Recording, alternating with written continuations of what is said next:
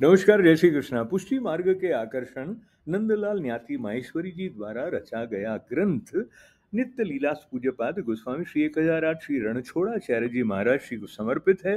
गोस्वामी कल्याण राय जी और गोस्वामी श्री गोपाल लाल जी महाराज द्वारा अनुमोदित और शुभ कामनाओं से पुष्ट यह ग्रंथ पुष्टि भक्त माता श्रीमती शकुंतला देवी व्यास जी की प्रेरणा से आप तक पहुंचाने का लाभ मैं अशोक व्यास ले रहा हूं। जय श्री कृष्ण। श्री कृष्ण शरणम मम, श्री कृष्ण शरणम मम, श्री कृष्ण शरणम मम। पुष्टि मार्ग के आकर्षण ग्रंथ से 5वां अध्याय, दूसरी दीक्षा, ब्रह्म संबंध। पिछले प्रकरण में शरण मंत्र, उसके महात्म्य और उसे सतत सर्वात्म भाव से जपने की आज्ञा का वर्णन किया। शरण मंत्र से चित्त की शुद्धि और आसुर भाव यानी भगवान श्री कृष्ण से विमुक्ता का भाव निवृत्त होता है, जो कि इस मंत्र का अवांतर यानी गौण फल है। शरण मंत्र से व्यक्ति को वैष्णवत्व मिलता है। ये वैष्णवत्व की प्राप्ति ही भक्ति मार्ग का सिंह द्वार है। शरण मंत्र दीक्षा के उपरांत वैष्णव लोक परलोक संबंधी हर विषय में भगवान श्री कृष्ण को अपना शरण स्थल आश्रय पाता है और सुशक्य या अशक्य प्रत्येक परिस्थिति में तथा अनुकूल प्रतिकूल प्रत्येक प्रकार के वातावरण में भगवान की सहज स्वभावगत कृपालुता और उनकी कर्तु अकर्तुम अन्यथा कर्तुम सर्व सामर्थ्य पर दृढ़ विश्वास रखता है। अब उसको सहज कार्यों में कर्तापन का अभिमान नहीं होता और अशक्य कार्यों में कोई घबराहट नहीं होती। कर्तापन का अभिमान शरण धर्म को नष्ट करने वाला और आसुरावेश लाने वाला है, जिसकी निवृत्ति के लिए भगवान श्री कृष्ण की शरण भावना ही वैष्णव का कर्तव्य है। शरण मंत्र का मुख्य फल भक्ति का अधिकार और ब्रह्म संबंध मंत्र निवेदन मंत्र की योग्यता की प्राप्ति। अब वैष्णव श्री वल्लभ द्वारा प्रवर्तित पुष्टि भक्ति मार्ग पथ पर चलने का अधिकारी बन गया और साथ ही पुष्टि मार्ग की अगली अत्यधिक महत्वपूर्ण ब्रह्म संबंध दीक्षा निवेदन मंत्र दीक्षा की पात्रता उसमें आ गई, जो कि इस पुष्टि मार्ग की मुख्य दीक्षा है।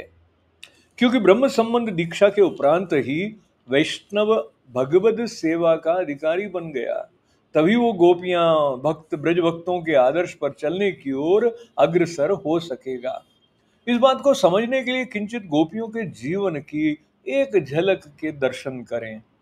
गोपियों का जीवन बिना पढ़ी लिखी दूध दही बेचने वाली बोली वाली सीधी सादी गोपियों ने न तो वेद शास्त्र वेद विभिन्न साधनों योग यज्ञ दान तप स्वाध्याय संयम वैराग्य आदि का अवलंबन किया था, न ही वेद शास्त्र निंदित दुराचरण में रत रहने की उनमें कोई मनोवृत्ति थी।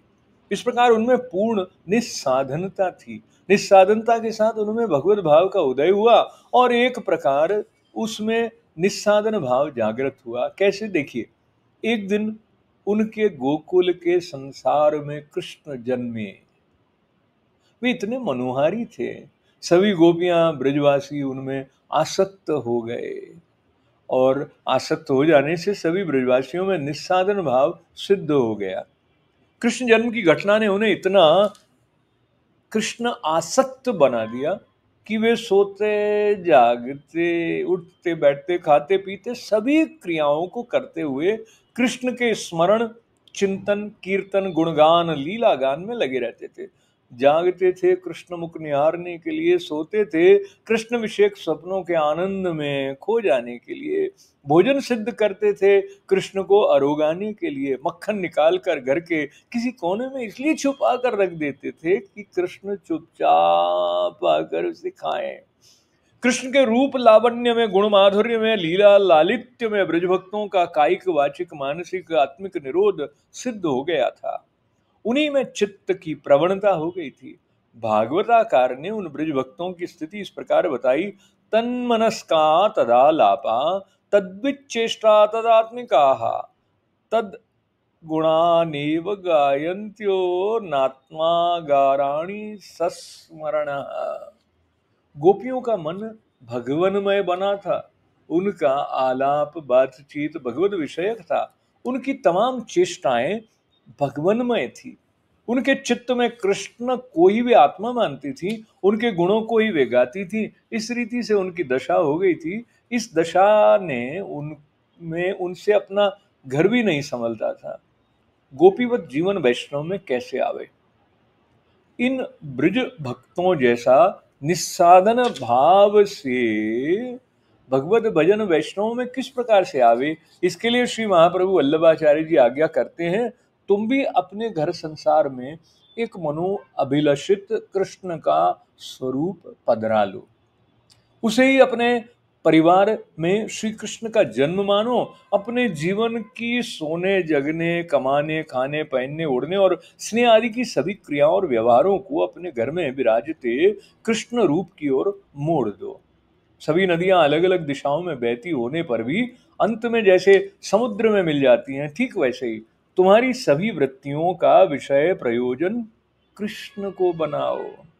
प्रातः जागो तो कृष्ण को जगाने के लिए, स्नान करो उनकी सेवा के लिए, शरीर को शुद्ध बनाने के लिए, पाक सिद्ध करो उन्हें आरोगाने के लिए, व्यापार नौकरी आदि द्वारा कमाने जाओ तो अपने इस कृष्ण केंद्रित संसार को चलाने के लिए, विवाह करो तो कृष्ण सेवा सहयोग की कामना से संतति पैदा करने के लिए, और इसी कृष्ण केंद्रित परिवार की वृद्धि की कामना के लिए रात्रि में शयन करो कृष्ण के स्वप्नों में खोने के लिए। ये कृष्ण परायणता यदि हमसे जीवन में निभ पाए तो हमारा ये निस्साधन भाव ही हमें पुष्टि भक्ति के निरंतर विकास की ओर अग्रसर करता रहेगा। ब्रह्म संबंध से ही भगवत सेवा की पात्रता। तो ये ब्रह्म संबंध दीक्षा हमें श्री ठाकुर जी की सेवा की पात्रता देकर ब्रज भक्तों जैसा श्री कृष्ण परायण जीवन जीने के योग्य बना सकेगी और मानव जीवन के सच्चे वास्तविक लक्ष्य की पूर्ति करा सकेगी और जीवन को सार्थक बना सकेगी। ब्रह्म संबंध की स्फुरना कैसे हुई? श्री महाप्रभु वल्लभाचार्य जी को वैष्णवों को ब्रह्म संबंध दीक्षा देने का विचार कैसे स्फुरित हुआ, थोड़ा इस विषय पर विचार करें। संवत 1548 श्रावण शुक्ल एकादशी का दिन था। श्री वल्लभ श्री गोकुल में गोविंद घाट पर यमुना जी के तट पर रात्रि के समय पौड़े हुए निस्साधन दैवी जीवों के उद्धार के चिंतन में मग्न हो रहे थे। उनके परम भक्त श्री दामोदर दास हरसानी उनसे कुछ ही दूर सो रहे थे। श्री वल्लभ सोच रहे थे, भगवान श्री कृष्ण तो पूर्ण निर्दोष हैं, जीव स्वभावतः ही दुष्ट है, अहंता ममता की माया में लिपटा पग पग पर दोषों से भरा है, तो ऐसे सदोष जीव का निर्दोष ब्रह्म से कैसे संबंध हो? जीव स्वभावतः दुष्ट है, तो ऐसे सदोष जीव का निर्दोष ब्रह्म से संबंध कैसे हो? मेरा प्राकट्य निस्साधन दैवी जीवों के उद्धार के लिए हुआ है, तो उनके उद्धार का मार्ग कैसे प्रशस्त हो? तत्क्षण परम कृपालु श्री कृष्ण भगवान ने उन्हें दर्शन दिए और उन्हें गद्य रूप में ब्रह्म संबंध मंत्र बताया और कहा, तुम जिसे भी शरण में लोगे और ये ब्रह्म संबंध मंत्र, निवेदन मंत्र, गद्य मंत्र दोगे, मैं उस जीव को अंगीकार करूंगा, कभी छोड़ूंगा नहीं। उस दिन पवित्रा एकादशी होने से श्री वल्लभ ने सूत का पवित्राय मिश्री सिद्ध कर रखी थी। आप श्री ने वही पवित्रा भगवान को धारणा कराया और मिश्री अरोगाई। भगवान ने यह आज्ञा दी कि जीव के पांचों प्रकार के दोष सहज, देशज, कालज, संयोगज और स्पर्शज ब्रह्म संबंध से दूर होंगे और एकमात्र ब्रह्म संबंध ही सब दोषों का दूर करने का उपाय है, आदि आदि। श्री वल्लभ ने श्री भगवान द्वारा कहे उन वचनों को अक्षरशः अपने स्वरचित ग्रंथ सिद्धांत रहस्य में उद्धृत किया है। उस ग्रंथ के अवलोकन से सारी बात पाठक को स्पष्ट हो जाएगी। श्री भगवान द्वारा दिए गए उस गद्य मंत्र को उसकी परम पवित्रता और गुह्यतमता को बनाए रखने की दृष्टि से श्री वल्लभ ने उसे इस ग्रंथ में वर्णन नहीं किया। शुद्ध जल से स्नानोपरांत शुद्ध वस्त्र धारण किए हुए अपरस अवस्था में ही उस ब्रह्म संबंध मंत्र, निवेदन मंत्र, गद्य मंत्र को बोलने का विधान रखा है। इसलिए यहाँ उस मंत्र को लिपिबद्ध नहीं किया जा रहा है, उसका भाव ही यहाँ बताया जाएगा। तो पाठकों ने ब्रह्म संबंध दीक्षा हेतु श्री भगवान द्वारा स्वयं श्री वल्लभ को बताए गए ब्रह्म संबंध मंत्र की परम आवश्यकता और उसके परम महात्म्य आदि का अवलोकन किया। अब प्रथम ब्रह्म संबंध दीक्षा। श्री वल्लभ ने पास ही सोए हुए श्री हरसानी जी को आज्ञा दी, दमला तुमने कुछ सुना? श्री हरसानी का उत्तर, प्रभु सुना तो सही पर समझा नहीं। श्री हरसानी के इस प्रकार से उत्तर देने का अभिप्राय यही था कि भगवान के वाक्य दुर्बोध होते हैं, रहस्यमय भाव से पूर्ण होते हैं, अतः मात्र उन्हें सुन लेने या पढ़ लेने से क्या होता है। गुरु कृपा बिना उन्हें समझा नहीं जा सकता, उनके रहस्य उद्घाटित नहीं हो पाते। भाव ग्रहण करने पर ही उसका आनंद लाभ प्राप्त हो सकता है। श्री महाप्रभु ने श्री हरसानी जी को सब बात समझाई। हरसानी जी तो स्वयं के ब्रह्म संबंध की चटपटी लग गई। अगले ही दिन श्री वल्लभ ने श्री हरसानी जी को ब्रह्म संबंध करवाया। पुष्टि मार्ग में शरणागत भक्त का यही सर्वप्रथम ब्रह्म संबंध था। ब्रह्म संबंध दीक्षा की प्रक्रिया अष्टाक्षर मंत्र द्वारा दीक्षित किसी भी व्यक्ति को जब भी ब्रह्म संबंध दीक्षा प्राप्त करने की स्वयमेव आतुरता होती है, तो वो श्री वल्लभ वंशज किसी भी गोस्वामी बालक के पास पहुंचकर उनसे अपनी अभिलाषा निवेदित करता है और उसे गोस्वामी बालक प्राय एक दिन उपवास रखने की आज्ञा करते हैं और दीक्षा के इच्छुक की प्रार्थना पर उसे उस उपवास दिन के लिए दूध फलाहार आदि की आज्ञा प्रदान करते हैं। उपवास के पूरे दिन और अगले दिन ब्रह्म संबंध होने तक दीक्षा जिज्ञासु को कुएं, नदी, तालाब आदि का शुद्ध जल ही प्रयुक्त करना होता है। आज्ञा बिना नल का जल ग्रहण नहीं कर सकता। अगले दिन अपरस की स्थिति में उसे गोस्वामी बालक श्री ठाकुर जी के सन्निधान में उसके हस्तों में तुलसी पत्र दे उसे थोड़ा थोड़ा करके पूरा गद्य मंत्र स्वयं बताते हुए उससे बुलवाते और संकल्प छुड़वाते हैं। इस प्रकार गुरु के माध्यम से श्री ठाकुर जी के समक्ष वो व्यक्ति एक प्रकार से गद्य मंत्र में दी हुई बातों के अनुसार उस दिन से जीवन पर्यंत अपना जीवन बिताने की प्रतिज्ञा करता है। अपनी सामर्थ्यानुसार श्री ठाकुर जी को भेंट अर्पण करता है। उसे श्री ठाकुर जी का प्रसाद दिया जाता है। श्री गुरु चरण कमलों में दंडवत करते हुए श्री गुरु चरण कमलों में दंडवत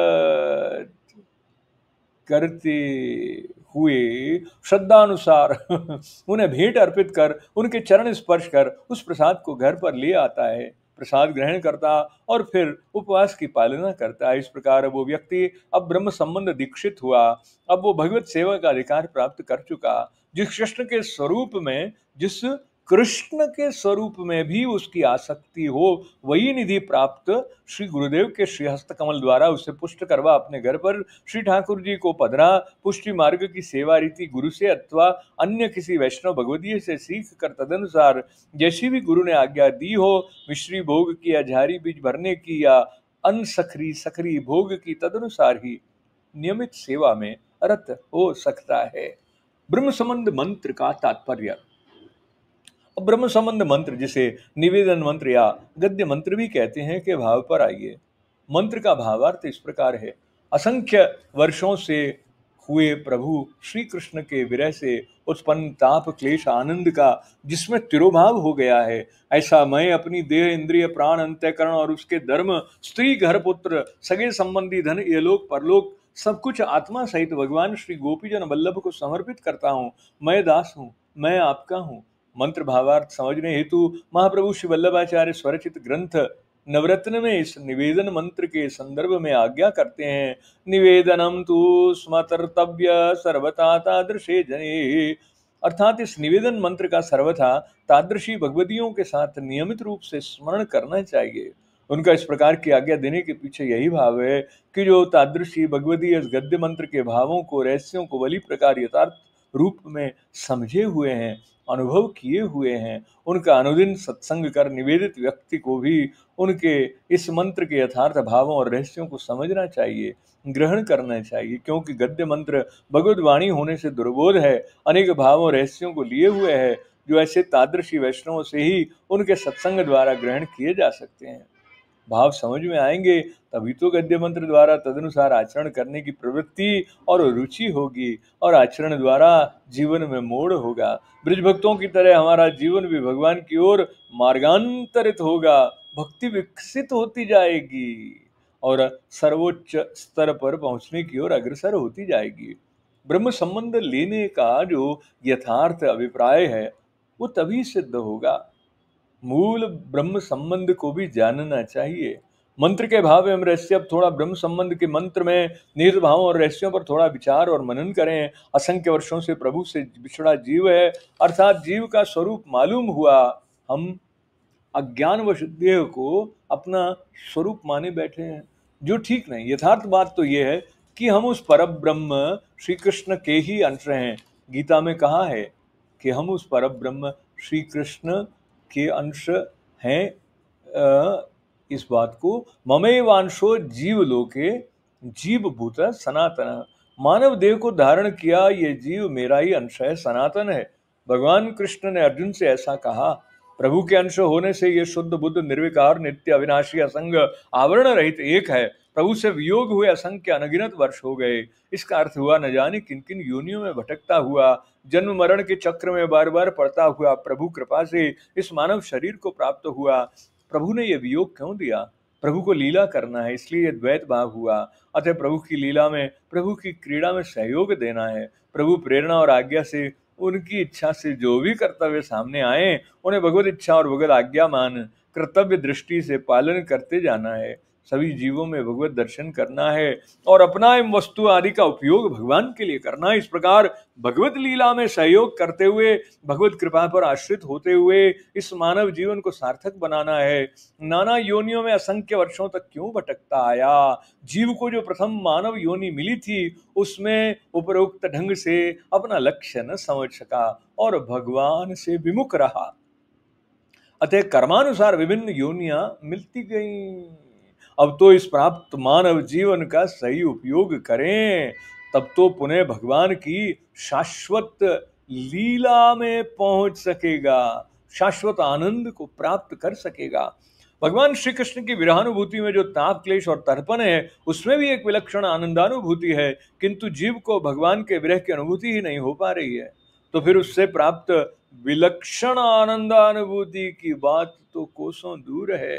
गोपियां ब्रज भक्तों की तरह श्री कृष्ण के विप्रयोग की अनुभूति करें, गोपी गीत, वेणु गीत, युगल गीत में वर्णित भावों की भावना करें और भगवत दर्शन और भगवत प्राप्ति की तड़पन रखें। भगवत सेवा से पहुंचकर अनुसर में नित्य प्रति उपरोक्त गीतों के भावों का मनन करें। मानव देह को पाकर जीव अपने स्वरूप को भूल गया और अज्ञान अविद्या माया के वशीभूत हो अपना अन्यथा स्वरूप को अपना स्वरूप मान बैठा। देह, इंद्रिय, अंतःकरण, मन, बुद्धि, प्राण आदि को अपना मान बैठा, जो कि यथार्थ में भगवान द्वारा दिए होने और भगवत शक्ति और भगवत प्रेरणा से कार्य करते रहने से भगवान की ही है। इनमें अहंता होने से इनके द्वारा किए कार्यों को अपना कार्य समझता है, उसमें कर्तृत्व अभिमान करता है और अपना मानने से उसमें ममता और हो गई। अतः उसके सुख दुख, हर्ष रोग आदि को अपना सुख दुख मानता है। स्त्री पुत्र कुटुंब धन घर आदि को अपना समझकर इनमें भी अहंता ममता करता है। ये सब वास्तव में तो भगवान के ही हैं। जीव ने यह अहंता ममता मूलक स्वकल्पित अपना संसार बना लिया है। स्वार्थपरता के वशीभूत होकर अपने लिए कार्य और चेष्टाएं करता है। इसी से सब कार्य अपने लिए करने के फलस्वरूप जीव बंधन में पड़ा हुआ है और जन्म मरण के चक्र में बार बार पड़ता है। अब इस ब्रह्म संबंध मंत्र द्वारा दीक्षित होकर यथार्थ ज्ञान हुआ है, जीव वास्तविक सही बात पर पहुंचा है और इसलिए इन सबको श्री गोपीजन वल्लभ श्री कृष्ण को समर्पित किया है। अब अनुभव हुआ है कि ये सब तो भगवान के ही हैं। अतः इनका विनियोग भगवत सेवा में ही करना है, भगवत सेवा में ही इनका सहयोग लेकर इनका सदुपयोग करना है। अब जीव को ब्रह्म संबंध मंत्र में की हुई प्रतिज्ञा के अनुसार आचरण करना है, फिर ये सब जीव को बंधन कारक नहीं होंगे। भगवद अर्थ विनियोग होने से जीव की सब चेष्टाएं अब निर्गुण अवस्था को प्राप्त हो जाएंगी, तो नाना योनियों में भटकने का प्रश्न ही न होगा। फिर तो भगवत कृपा से भगवत सेवा का ही आनंद मिलता रहेगा और अंत में भगवान श्री कृष्ण की श्री गोलोक धाम में हो रही शाश्वत लीलाओं में ही पुनः प्रवेश मिलेगा। मंत्र में श्री गोपीजन वल्लभ को समर्पण है। ये निस्साधन गोपियों के स्वामी हैं। जीव भी निस्साधन होकर ही श्री गोपीजन वल्लभ की शरण में आया है। अतः निस्साधन शरणागत जीव का भी अवश्य कल्याण करेंगे। मंत्र के पिछले भाग में आता है, मैं दास हूं, अर्थात मैं सेवक और भगवान श्री कृष्ण स्वामी हैं। अतः मुझे दास भाव के अनुसार ही स्वामी की सेवा करना है, भगवत सेवा करना है। दास के कर्तव्य की दृष्टि से स्वामी के सुख का ही सदैव ध्यान रखना है। ऐसा न हो कि मैं अपने दास धर्म से च्युत हो जाऊं, ऐसी सावधानी सदा बरतना है। अब किसी वस्तु का अपने को स्वामी मानने की भूल भी नहीं करना है। मंत्र का अंतिम भाग है, कृष्ण मैं तुम्हारा हूं। मूल गद्य मंत्र का ये जो अंतिम मूल भाग है वही पंचाक्षर मंत्र भी कहलाता है, क्योंकि उसमें संस्कृत पद में 5 ही अक्षर हैं। इस पंचाक्षर मंत्र के भावार्थ से अब मुझे ये यथार्थ वास्तविक ज्ञान प्राप्त हो रहा है कि मैं तो श्री कृष्ण का ही हूँ, वे ही मात्र मेरे हैं, अन्य कोई अपने नहीं। जिन्हें कि मैं अब तक अज्ञानवश अपना समझे बैठा था, अब वो अज्ञान दूर हुआ। मात्र भगवान ही मेरे हैं, वे ही मुझे सच्चा आश्रय देने वाले हैं। उन्हीं के आश्रय और कृपा पर मैं सच्चा विश्वास कर सकता हूँ। उनके अतिरिक्त अन्य आश्रय मुझे अब नहीं करने हैं। अन्य आश्रय करने का अर्थ भगवत आश्रय में अविश्वास करना माना जाएगा और ये मेरी भक्ति में बाधक होगा। अतः दृढ़ और एकमात्र आश्रय श्री गोपीजन वल्लभ श्री कृष्ण का ही रखना है, तदनुसार ही शेष जीवन बिताना है, तभी तदीयत्व सिद्ध भी होगा। गद्य मंत्र में निहित कतिपय भाव बालकों के सामने रखे तादृशी मर्मज्ञ भगवदीयों के सत्संग से और भी उत्तमोत्तम भाव प्राप्त हो सकते हैं, स्वाभाविक है। अतः इस संदर्भ में अनुदिन सत्संग निरंतर बना ही रहना चाहिए। तभी तो नवरत्न ग्रंथ में ऐसी आज्ञा की गई। ब्रह्म संबंध दीक्षा की उपयोगिता। इस प्रकार ब्रह्म संबंध दीक्षा प्राप्त कर ब्रह्म के साथ भगवान गोपीजन वल्लभ श्री कृष्ण के साथ स्थायी कभी न छूटने वाला सुदृढ़ संबंध स्थापित हो जाता है। भगवान के प्रति अविचल निरंतर सहज स्नेह उमड़ने लगता है और भक्ति फल रूपा हो जाती है। नवदा भक्ति के 9 अंग हैं: श्रवण, कीर्तन, स्मरण, पाद सेवन, अर्चन, वंदन, दास्य, सख्य और आत्मनिवेदन। इन्हें पुनः सुने। नवदा भक्ति के 9 अंग हैं: श्रवण, कीर्तन, स्मरण, पाद सेवन, अर्चन, वंदन, दास्य, सख्य और आत्मनिवेदन। ब्रह्म संबंध दीक्षा द्वारा नवदा भक्ति का अंतिम अंश आत्मनिवेदन का भी हो जाता है। इतना ही नहीं, इससे ऊपरी 10वीं और सर्वोपरि भक्ति प्रेम लक्षणा फल स्वरूपा भक्ति सिद्ध होने की ओर अग्रसर हो जाते हैं। मर्यादा भक्ति में श्रवण से भक्ति का प्रारंभ है और इस प्रकार शनि अंतिम सीढ़ी आत्मनिवेदन तक पहुंच जाते हैं। जबकि पुष्टि भक्ति में ब्रह्म संबंध दीक्षा द्वारा सर्वोपरि प्रेम लक्षणा भक्ति में ही प्रवेश हो जाता है और फिर प्रेम की विभिन्न सीढ़ियों, विभिन्न स्तरों, प्रेम, आसक्ति, व्यसन आदि की ओर शनि भगवत कृपा से अग्रसर होते जाते हैं। भक्ति साधन रूप न रहे, फल रूपा सिद्ध हो जाती है। इस प्रकार ब्रह्म संबंध जीवन यापन की सही दिशा दिखलाता है।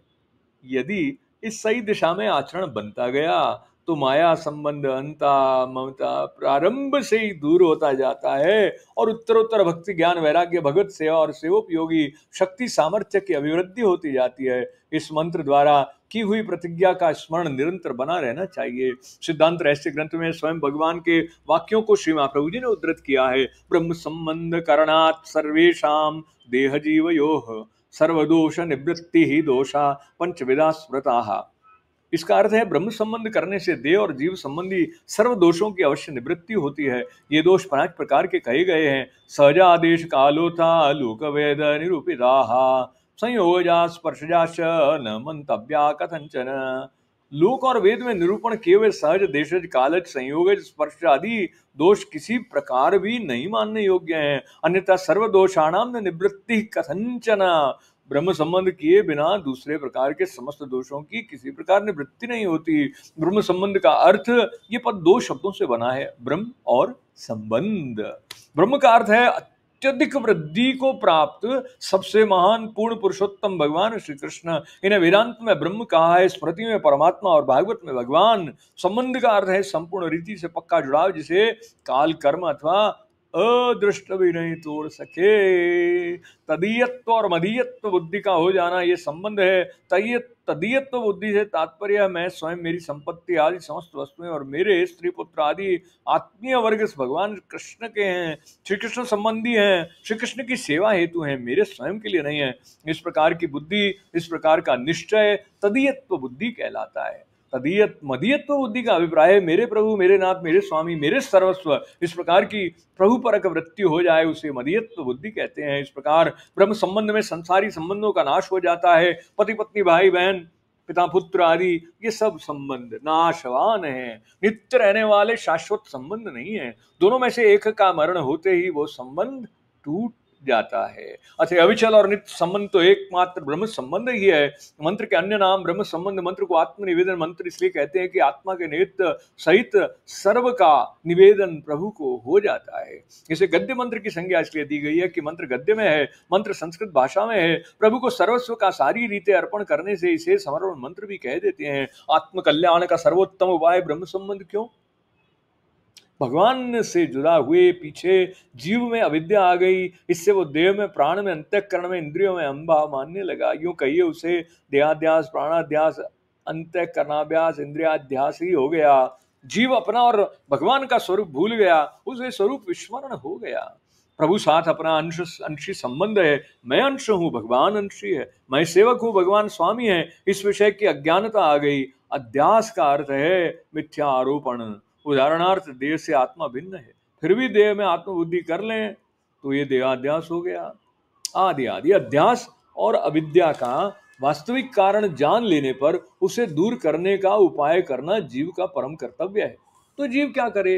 वो अपनी अंता ममता में मेरापन भगवान को सौंप दे और अपने समर्पण सर्वस्व आत्मनिवेदन कर दे, तो उसका अविद्या संबंध माया संबंध दूर हो जाएगा और वास्तविक ब्रह्म संबंध हो जाएगा। इसलिए भगवान ने श्री वल्लभ से कहा कि ब्रह्म संबंध के अलावा अन्य किसी भी उपाय से जीव और देह के दोष, पंचविध दोष दूर नहीं हो सकते। सिद्धांत रहस्य ग्रंथ में वर्णित इस भगवद वाक्य को इसी प्रकरण में पहले बताया जा चुका है। इस प्रकार ब्रह्म संबंध प्रभु प्राप्ति में सर्वप्रथम सोपान है। ब्रह्म संबंध उपरांत ही नवदा भक्ति रूप 9 सीढ़ियां चढ़कर 10वीं सीढ़ी प्रेम लक्षणा भक्ति में प्रवेश हो जाता है, जो कि प्रभु की प्रसन्नता का कारण है। ब्रह्म संबंध से सर्व पदार्थों की आदि दैविक शुद्धि हो जाती है।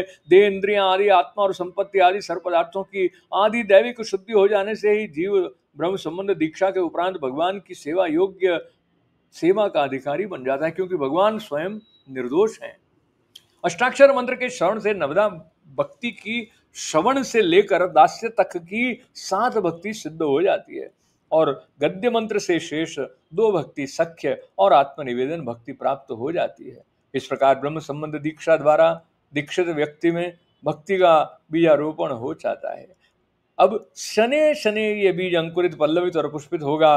ब्रह्म संबंध मंत्र का एक एक शब्द बड़ा मार्मिक है। मंत्र के मूल शब्दों को यहाँ लिपिबद्ध न कर सकने की व्यवस्था के फलस्वरूप ही उन शब्दों के यथार्थ मर्म को यहाँ नहीं बता पा रहे हैं। श्री गोसाई जी के चतुर्थ लाल जी श्री गोकुलनाथ जी ने प्रत्येक शब्द का विवेचन करते हुए उनके गुण भाव और रहस्यों को बताया है। ब्रह्म संबंध पर टीकाएं भी लिखी गई हैं। ब्रह्म संबंध का प्रकरण एक ऐसा प्रकरण है कि स्वयं इस विषय पर ही एक ग्रंथ लिखा जा सकता है। इसलिए प्रस्तुत प्रकरण काफी लंबा हुआ है। विषय ही कुछ ऐसा है। ब्रह्म संबंध मंत्र वेद शास्त्र प्रतिपादित है। जिस प्रकार पाठकों ने प्रथम प्रकरण में पुष्टि मार्ग का वेद प्रतिपादित स्वरूप देखा, उसी प्रकार ये ब्रह्म संबंध मंत्र अभी वेद प्रमाणित है। बृहदारण्यक उपनिषद के अध्याय 2 के 5वें मधु ब्राह्मण में ब्रह्म विद्या का वर्णन है, जिसमें इस ग्रंथ का गद्य मंत्र का भाव भी स्फुट है। सवायम आत्मा सर्वेषां भूतानां अधिपति, सर्वे प्राणा सर्व एव आत्मान समर्पिताः। श्रीमद् भगवद गीता के भी अध्याय 9 श्लोक 27 को देखिए। यत् करोषि यदश्नासि यज्जुहोषि ददासि यत् तपस्यसि कौन्तेय तत् कुरुषस्वम् अदर्पणम्। भगवान श्री कृष्ण की इस आज्ञा में समर्पण की भावना के ही दर्शन है। श्रीमद् भागवत 11वां स्कंद 3रा अध्याय 28वें श्लोक में भी आत्मनिवेदन समर्पण का उल्लेख है। इष्टम दत्तम तपोजप्तम व्रतम यच्चात्मनः प्रियम दारान सुतान ग्रहान प्राणान यात परस्मै निवेदनम। यज्ञ दान तप जप लौकिक आचार, अपनी प्यारी वस्तु स्त्री पुत्र ग्रह प्राण आदि को भी पुरुषोत्तम को अर्पण करना है। इस प्रकार ये गद्य मंत्र ब्रह्म संबंध मंत्र वैदिक और शास्त्र सम्मत है। प्रमाण की अपेक्षा वालों को प्रमाण दिए जा रहे हैं, अन्यथा ये गद्य मंत्र तो साक्षात श्री भगवान ने स्वयं प्रकट किया है और श्री वल्लभ को बतलाया है। अतः प्रमाण खोजना ही व्यर्थ है। भगवद वाणी तो स्वयं प्रमाण है। ब्रह्म संबंध से नया जन्म, ब्रह्म संबंध होना दीक्षित व्यक्ति का नया जन्म है। भाव यह है कि इस दीक्षा के उपरांत उस व्यक्ति का भगवदीय जीवन शुरू होता है, उसका भगवत सेवा परायण जीवन प्रारंभ होता है, उसके भाव में एक परिवर्तन शुरू हो जाता है। उसकी देह तो नहीं बदलती, भावना बदलती है। अब तक देह से लौकिक क्रियाएं होती थी, अर्थात सब क्रिया निज स्वार्थ को लेकर होते थे। अब लौकिक क्रिया परायणता का श्री गणेश हो गया। अब उसकी सभी क्रियाएं चेष्टाएं भगवत सुख की ओर केंद्रित हो गई। क्या पाठकों को इस प्रकार के परिवर्तित जीवन को नया जन्म कहने में संकोच होगा? निश्चित रूपेण यह दीक्षित व्यक्ति का नया जन्म ही है। 252 वैष्णवों की वार्ता में गुजरात खंबात में रहने वाले मगन भाई की वार्ता पढ़ने से ये बात और भी अच्छी प्रकार से समझ में आ जाएगी कि ब्रह्म संबंध से मनुष्य का नया जन्म होता है। ब्रह्म संबंध प्रभु से विवाह है। ब्रह्म संबंध अलौकिक है। यह प्रभु के साथ साक्षात संबंध है। जिस पर प्रभु कृपा होती है वही इस दीक्षा का अलौकिक लाभ प्राप्त कर सकता है। ये एक प्रकार से दीक्षित व्यक्ति का भगवान श्री कृष्ण से विवाह है। अब भगवान श्री कृष्ण उसके अलौकिक पति सच्चे रक्षक हैं और उसे पतिव्रता नारी की भांति भगवान के प्रति अपना आचरण रखना है। अपने माथे जो भी स्वरूप सेवा के लिए पधराया जाएगा उस स्वरूप के मुख सुख का सदा ध्यान रखना है। ब्रह्म संबंध रूप विवाह से पूर्व जो अष्टाक्षर मंत्र की दीक्षा प्राप्त की थी वो उसका एक प्रकार से सगाई संबंध था। तो पाठकों ने इस प्रकरण में पुष्टि मार्ग की मुख्य दीक्षा ब्रह्म संबंध का यथार्थ स्वरूप देखा और यह भी अनुभव किया कि यह जीवन यापन की एक क्रियात्मक सही दिशा है और मानव जीवन की सही दिशा में सार्थकता है जो अन्यत्र कहीं खोजने से भी नहीं मिलेगी, एकमात्र श्री वल्लभ द्वारा प्रवर्तित पुष्टि मार्ग में ही प्राप्य है। तो ये हुई पुष्टि मार्ग में पांचवी विलक्षण विशेषता, सर्वोच्च स्तर का आकर्षण ब्रह्म संबंध जिसका आधार बन गया है।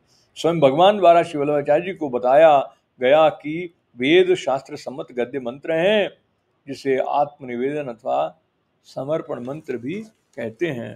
श्री कृष्ण शरणम मम, श्री कृष्ण शरणम मम, श्री कृष्ण शरणम मम। जय श्री कृष्ण।